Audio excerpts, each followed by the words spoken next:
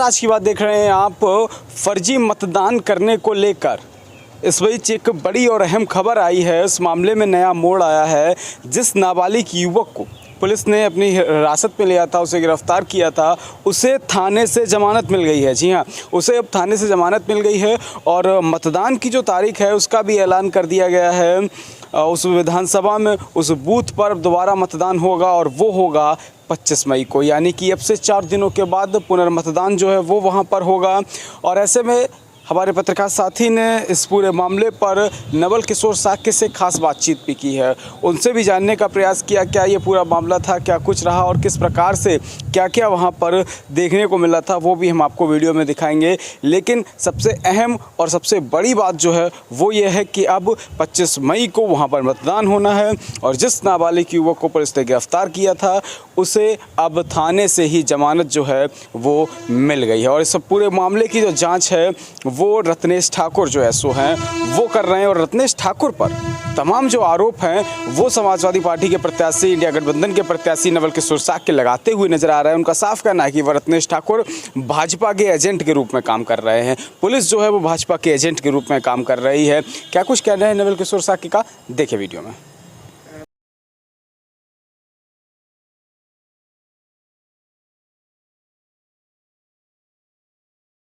हमारा गांव की बूथ की घटना है। और जब मैंने पता किया तो ये जो लड़का है, जो नाबालिग है, जिसकी 17 साल उम्र बताई जा रही है, हाँ, ये ठाकुर क्षत्रिय समाज का था। जो भी दलित समाज के या पिछले समाज के जो वोटर्स थे उनके वोट छीन लेता था, रसीद छीन के खुद वोटिंग कर रहा था। खुद वोटिंग कर रहा था। हाँ। तो ये मतलब ये वोटिंग के दिन का ही ये वीडियो है। बेशक। अच्छा, तो हर पोलिंग बूथ पे जो है हर पार्टी के एजेंट रहते हैं।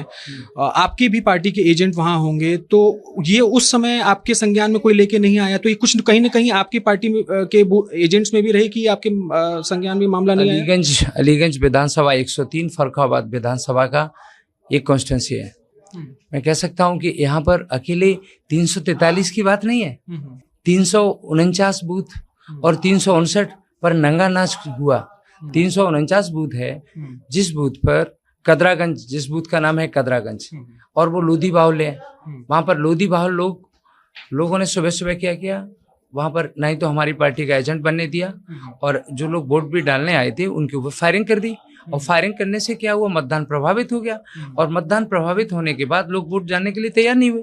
जब मुझे बताया कि डॉक्टर साहब ऐसे ऐसे है, तो फिर मैं गांव के लोगों के पास गया। और जब गांव के लोगों के पास गया मैं, तो वहां पर एक इंस्पेक्टर साहब थे, नया गांव थाना है, रितेश ठाकुर। रितेश ठाकुर खुद भारतीय जनता पार्टी के एजेंट की तरह काम कर रहे थे। और उन्होंने जनता को समझाने के बजाय उनको हड़का रहे थे। इवन कि मेरे पास एक वीडियो है जिसमें हमसे कह रहे हैं वो कि आप इतने लोगों के साथ नहीं चल सकते हैं। मैंने कहा इंस्पेक्टर साहब, मैं इन लोगों को समझाने आया हूँ। They will vote. चुनाव आयोग सबको वोट देने का अधिकार देता है। तो मैं कह सकता हूँ कि ये जो सारा मामला गड़बड़ किया है इंस्पेक्टर साहब ने किया है। और एक दूसरे इंस्पेक्टर और थे, दिनेश ठाकुर जी। इन दोनों की करतूतों के चलते ये मतदान प्रभावित हुआ है। अच्छा, अभी तक जो चुनाव आयोग ने कहा है कि जिस बूथ का ये वीडियो आया है वहां पर वो पुनः मतदान कराने के लिए रिकमेंडेशन भेजा है केंद्रीय चुनाव आयोग को, तो ये जो कार्रवाई हुई है उस वीडियो में, उससे आप संतुष्ट हैं? ये कार्रवाई से थोड़ा सा संतुष्ट हूँ। ये तो कार्रवाई दिख गई, लेकिन कितने ऐसे बूथ होंगे जहां पर हिडन काम हुआ है, खासकर स्पेशली 349 और 359, 359 जो बूथ है मंगतपुर, जिस बूथ पर क्षत्रिय समाज का बूथ है। 3 गांव लगते हैं, नंगला गंगी, बिनौरा और परशुपुर। इन 3 गांव के लोगों को, जो कि यादव समाज के गांव हैं, कोई भी वोट नहीं डालने दिया।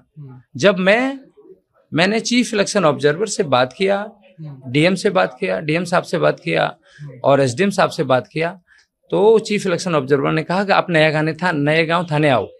मैंने नए गांव थाने में जाकर लिखित में किया कंप्लेंट कि सर 349 पर लोगों का मतदान का प्रयोग नहीं हो रहा है और 359 की भी वही कहानी है सेम। तब डीएम साहब ने मुझे एडीएम साहब के साथ भेजा। मैंने गांव के लोगों से अनुरोध किया कि एक काम करिए, आप लोग वोट डालने चलिए। और मेरे अनुरोध पर और एडीएम साहब के अनुरोध पर वो लोग वोट डालने गए। और वोट डालने के बाद जो तांडव हुआ है साहब, मैं अपने आप से भी माफी मांगता हूँ कि मैंने क्यों अपील मांग ली।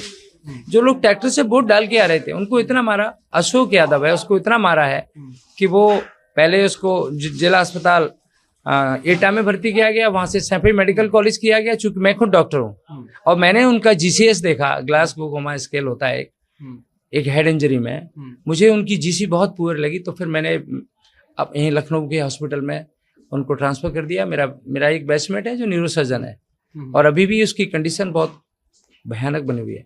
और दूसरी मैं ये भी कहना चाहूँगा, जैसे ही बोर्ड पढ़ रहा था उस गांव में 2 साकी परिवार के 2 से 3 परिवार साकी परिवार के गांव हैं, उनके घर पर जो तांडव हुआ है, खासकर विशेष रूप से सुभाष साकी जी, सुभाष साकी के घर पर तांडव इस तरह हुआ कि 10 साल से लेकर 75 से 80 साल तक के बुजुर्गों की मारा और पीटा।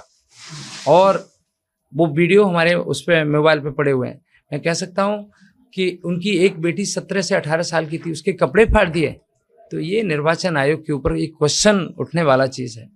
मैं तो अनुरोध करता हूँ कि 343 पर निर्वाचन आयोग ने दोबारा से इलेक्शन करने की मांग की है। और आज आप देख सकते हैं कि मैं लखनऊ में माननीय मुख्य निर्वाचन अधिकारी जी के पास आया हूँ और मेरा अनुरोध है कि 343 पर तो रीपोलिंग हो रही है, 349 और 359 पर रीपोल करने के अनुरोध के लिए मैं और हमारे साथ में समाजवादी पार्टी से हमारा डेलीगेशन आया।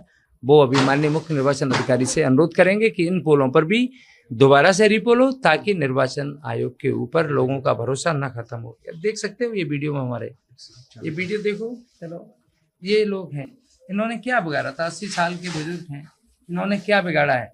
मुझे बस ये बता दो कि उनका क्या फर्ज है। देखो, हेड इंजरी, 75 साल की बेटी, एक उनका पूरा परिवार, ये तांडव। ये निर्वाचन आयोग की प्रणाली पर कहीं न कहीं प्रश्नवाचक चिन्ह उठाता है। लेकिन फिर भी मैं धन्यवाद देता हूं मुख्य निर्वाचन अधिकारी जी को, जिन्होंने उस वीडियो को संज्ञान में लिया और लेके ये कार्रवाई करने का काम किया है।